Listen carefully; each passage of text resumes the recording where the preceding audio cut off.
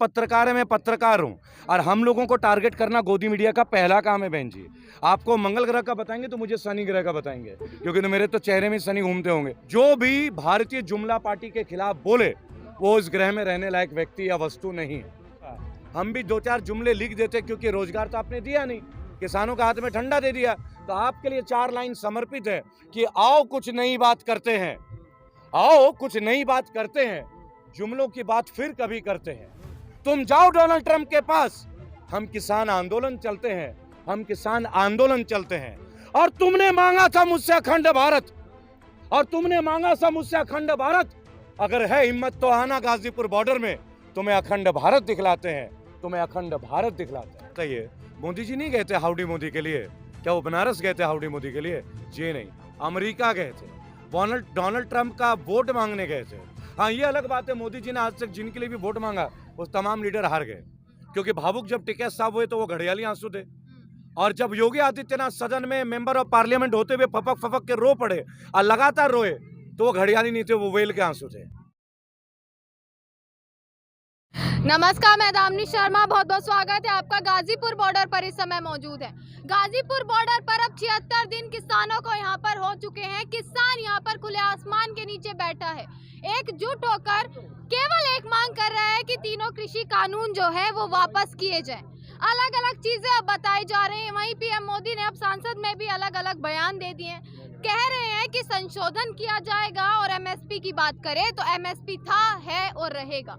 पूरा विश्वास पीएम मोदी अब अपनी तरफ से जता रहे हैं। रिबेल हमारे साथ मौजूद हैं, बात करते हैं इनसे किस प्रकार से परिस्थिति को देख रहे हैं। प्रकार से मोदी जी आंदोलन जीवी या परजीवी जैसे शब्दों का अब इस्तेमाल कर रहे हैं, उसके बारे में क्या कहेंगे? कहाँ तक ये सही है? बहुत जल्दी हम लोग अब मानव नहीं कहलाएंगे, हम परजीवी कहलाएंगे। और बहन जी, आप तो देखने से लगता है कि आप मंगल ग्रह से आई हैं, मतलब इतने अलग। आप इससे नेगेटिव मत लीजिएगा, पॉजिटिव लीजिएगा, क्योंकि मंगल हमसे ऊपर है। आपको मैं नतमस्तक होकर बोलूंगा। कहने का मतलब ये है कि आप पत्रकार हैं, मैं पत्रकार हूं, और हम लोगों को टारगेट करना गोदी मीडिया का पहला काम है बहन जी। आपको मंगल ग्रह का बताएंगे तो मुझे शनि ग्रह का बताएंगे, क्योंकि मेरे तो चेहरे में शनि घूमते होंगे। मैं क्लियर, केवल आप अकेले नहीं है जो आप टारगेट हैं। Each and every journalist. आज यूट्यूब वालों को बैन किया जा रहा है, फेसबुक पेज बंद कराए जा रहे हैं, ट्विटर के अकाउंट्स बंद किए जा रहे हैं, इसलिए कि हम लोग इस ग्रह के नहीं है। जो भी भारतीय जुमला पार्टी के खिलाफ बोले वो इस ग्रह में रहने लायक व्यक्ति या वस्तु नहीं है जी। परंतु विश्वास बंद है और वहाँ पे जो स्थिति है, पत्रकार नहीं जा सकता, क्या कहेंगे? देखिए, मैं एक बात बोलूंगा आपको कि इंटरनेट बंद है, इसको आपको एक लॉजिक को समझना होगा। बहुत सिंपल लॉजिक है, और इसे आप किसान आंदोलन से बहुत अच्छे से जोड़िएगा, क्योंकि आप लोग युवा पत्रकार हैं, मेरे भाई बहन हैं आप लोग। आप देखिए, आज इंटरनेट यहाँ क्यों बंद है? क्योंकि यहाँ का इंटरनेट प्राइवेट है, जियो है, एयरटेल है, क्योंकि आज बीएसएनएल मैदान में है ही नहीं, और बीएसएनएल जो है वो सरकारी है। तो जब सरकारी चीजें ही नहीं रहेंगी तो रहेगा क्या? ठीक उसी तरह कल को अगर ये खेती प्राइवेटाइज हो गया और अडानी जी ने हमारे गोभी आलू खरीद लिए, और बाई चांस मेरे युवा साथी आप जैसे पत्रकार के घर में हमारी भाभी जी या माता जी ये कह बैठे कि आज हमें गोभी और मटर खाना है, और अडानी जी की इच्छा हो गई कि अभी 7 दिन तक मैं गोभी नहीं बेचूंगा, तो आप गोभी खाओगे कैसे? परंतु कैसे खाओगे आप? तो ये है निजीकरण, ये है निजीकरण। आपका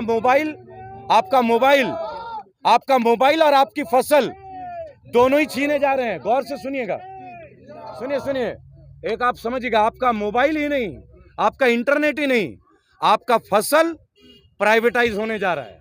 अभी आपको तय करना है कि आप इससे निजीकरण होने देंगे या नहीं देंगे। पर जब प्रधानमंत्री बार बार ये विश्वास दिला रहे हैं कि एमएसपी था, एमएसपी है और एमएसपी रहेगा, तो विश्वास क्यों नहीं कर रहे हैं? विश्वास से तो आपने उन्हें गद्दी पर बिठाया। देखिए, इसका जवाब है। आपने बेहद अच्छा क्वेश्चन पूछा है। आप दामिनी जी बहुत अच्छा प्रश्न करते हैं। आपने बोला विश्वास, तो देखिए, विश्वास टूट जाता है जब आप 15 लाख जैसे वादों को जुमले में कन्वर्ट कर देते हैं। विश्वास टूट जाता है किसानों का जब आप कहते हो कि हम किसानों के लिए बिल ला रहे हैं और वो बिल किसानों के हत्याओं का बिल बन जाता है। विश्वास टूट जाता है जब आप किसानों को एक देश एक मुआवजा नहीं देते। आज आप एक देश में एक टैक्स से जीएसटी है या नहीं है भाइयों? है ना? तो फिर मुआवजा एक देश एक जगह की क्यों नहीं है? हाईवे में अलग अलग राज्यों को मुआवजा अलग क्यों मिलता है? एयरपोर्ट में जो जमीन ली जा रही है वो किसान का मुआवजा अलग क्यों है?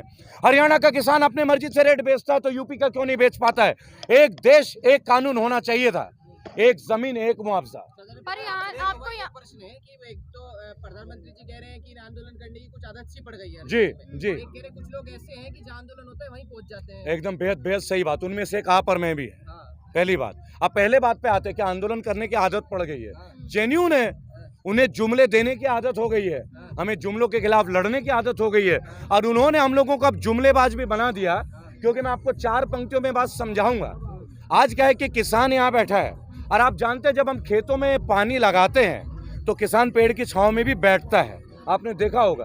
उस दौरान किसान भी गीत गा लेता है। आप देखते हैं किसानों के बहुत गीत आते हैं, मनोज कुमार के मेरे देश की धरती सोना उगले उगले हीरा मोती।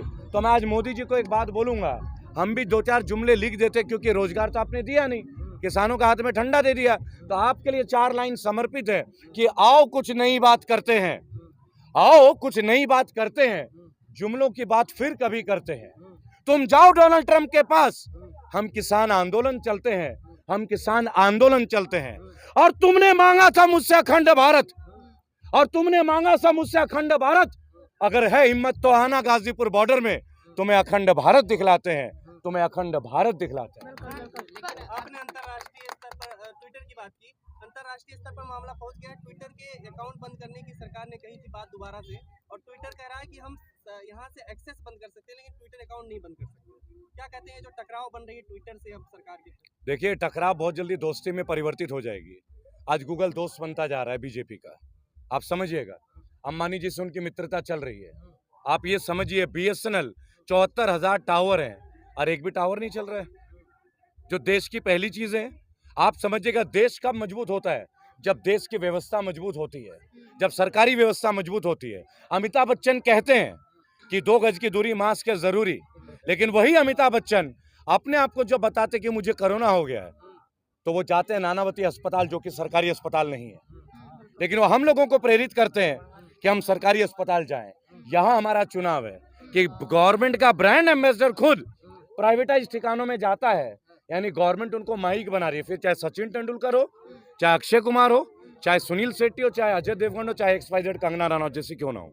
जी, सर आपको नहीं बात की है जैसे कि अभी ट्वीट किए थे जूजू स्मिथ, एक फुटबॉलर हैं अमेरिका के, उन्होंने $10,000 किसानों के समर्थन में दान देने की घोषणा किया है।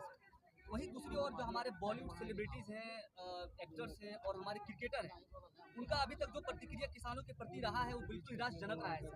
उन्होंने दान देना है तो हेल्प करना बहुत दूर की बात है, लेकिन उन्होंने इनके खिलाफ ही साजिश करने की कोशिश की है। सर, इसको आप कैसे देखते हैं? देखिए, भारत के जो फिल्म स्टार हैं और स्पोर्ट्स स्टार हैं, ये बहुत महान है। मैं आपको बताऊंगा, सचिन जी को जब दान देना होता है ना, तो पैसे नहीं देते हैं, वो अपने एक बैट को साइन करके नीलाम कर देते हैं, और वो नीलामी भी लोगों के जेब से पैसा आता है। वो भी बीजेपी की तरह ही एक्ट कर रहा है, वो भी बीजेपी की तरह ही एक्ट कर रहे हैं।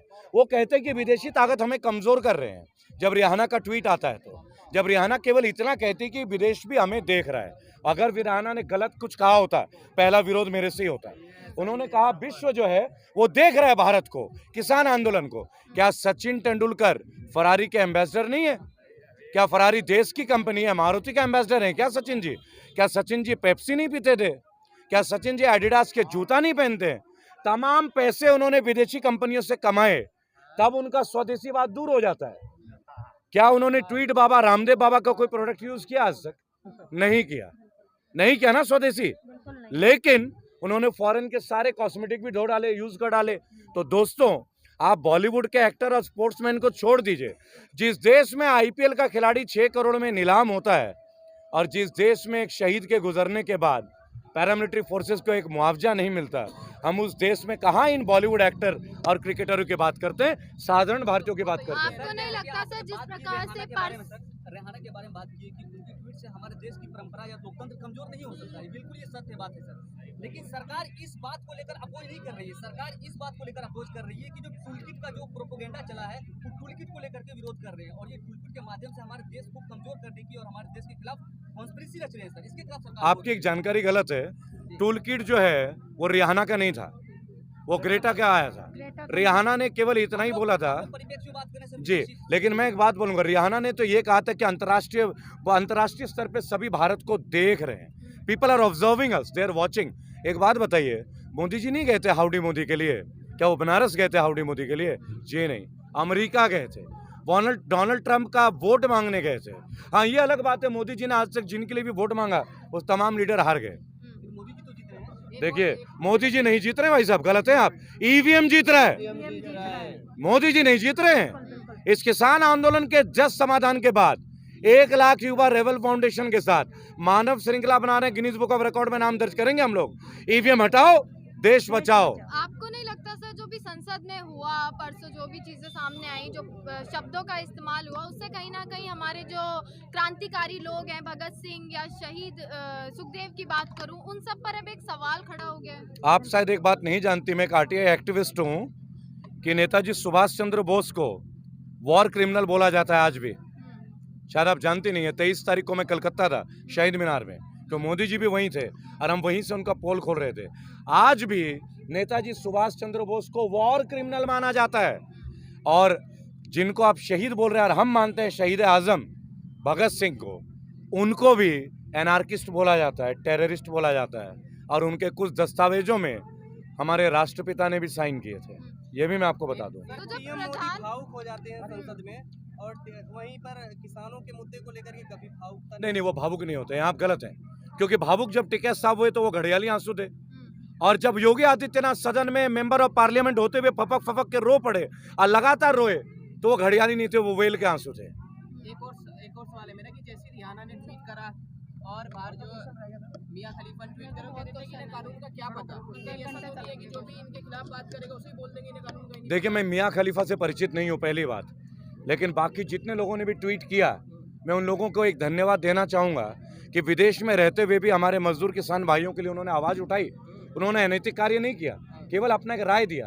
और रिहाना एक कलाकार है, बहुत गरीब घर से उठी हुई है, हमारी आपकी तरह सड़क से उठी हुई लोग हैं वो, और उन्होंने अपना एक वजूद बनाया, और जिसमें दम है वो तो कहेगा। नेल्सन मंडेला 27 साल जेल में थे और फिर साउथ अफ्रीका के पहले राष्ट्रपति बने, और अभी आप जानते हैं म्यांमार की जो राष्ट्रपति हैं वो भी कितने साल जेल में रही। तो मोदी जी को ये बात भूलना नहीं चाहिए, वो भी एक्टिविस्ट थे, वो भी प्रसिद्ध व्यक्ति थे, और ये भी प्रसिद्ध व्यक्ति।